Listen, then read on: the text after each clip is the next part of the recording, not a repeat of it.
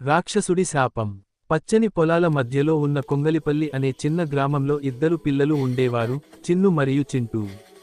చిన్ను తెలివైన, ధైర్యమైన అమ్మాయి. ఏ పని చేసినా చిరునవ్వుతో చేస్తుంది.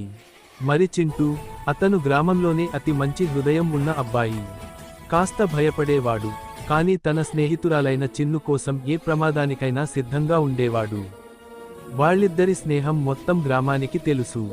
ఉదయాన్నే పొలాలకు వెళ్లి ఎర్రటి తామరపూలు కొట్టుకోవడం, సరస్సు దగ్గర చేపలు చూసి పగలంతా నవ్వుకోవడం, ఇలా వాళ్ల రోజులు ఎంతో ఆనందంగా గడిచేవి.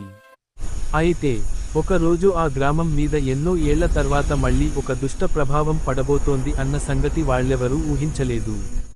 రాక్షసుడి నీడ. కొంగలిపల్లి గ్రామం అంచున ఒక పెద్దవడ చెట్టు ఉండేది. ఆ చెట్టు ఎవరో ఒకరు దగ్గరికి వెళితే గాలి కూడా గుసగుసలాడినట్టు అనిపిస్తుంది. ఎన్నాళ్ల క్రితమే ఆ చెట్టు పక్కన ఒక శపించబడిన రాక్షసుడు ఉండేవాడని పెద్దలు చెప్పుకొచ్చిన కథ. ఆ రాక్షసుడి పేరు కర్బులుడు. ఒకప్పుడు అతను యోధుడు. కాని తాను పొందలేని శక్తిని దోచుకోవాలనే ఆశతో మాంత్రికం తప్పుగా ఉపయోగించి శపించబడ్డాడు. అప్పటి నుంచి అతనికి ఒక శాపం ఉంది. పవిత్రమైన హృదయం ఉన్న ఒకరి శక్తిని పొందితేనే తన శాపం తొలగుతుంది. అంటే నిజమైన మంచితనం, నిర్భయత, ప్రేమ కలిగిన మనసును బంధించాలి. అలాంటి మనసు చిన్నుదే.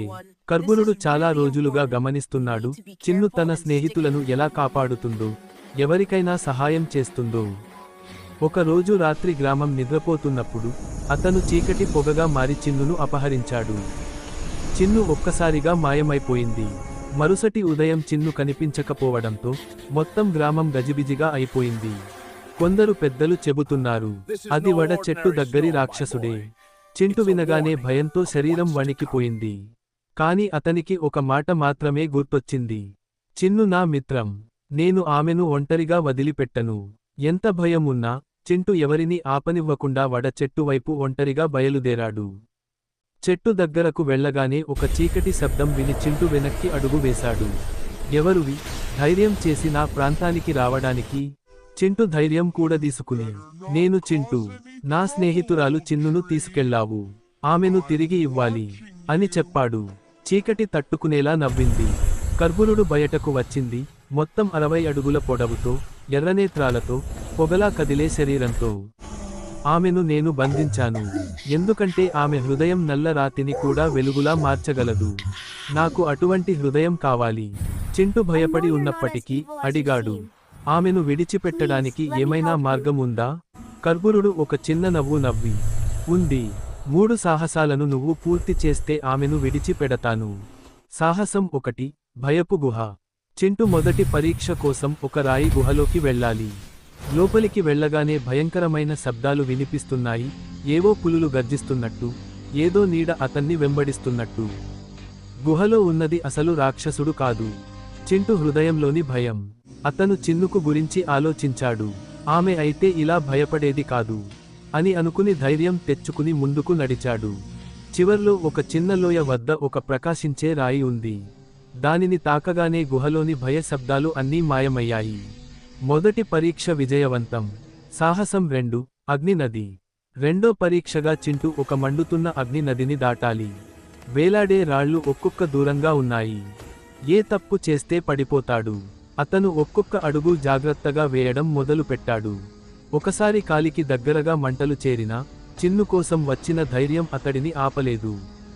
అతను చివరి రాయిపైకి చేరగానే అగ్ని ఆగిపోయింది. రెండో పరీక్ష కూడా పూర్తి. సాహసం 3, నిజమైన హృదయం. ఇప్పుడు మూడో పరీక్ష చాలా కష్టమైనది. చింటు ముందు మాంత్రిక అద్దం ఏర్పడింది. ఆ అద్దం చింటు మనసులోని నిజాలు చూపుతుంది. అద్దం అతనికి చెప్పింది, నువ్వు చిన్నును ఎందుకు కాపాడాలని కోరుకుంటున్నావు? ఆమె కోసం నిజంగా జీవితం పెట్టే ధైర్యం ఉందా? లేక నువ్వు నీ భయాన్ని దాచుకుంటున్నావా? చింటు అద్దం ముందు నిలబడి సూటిగా చెప్పాడు, అవును, నేను భయపడుతున్నాను.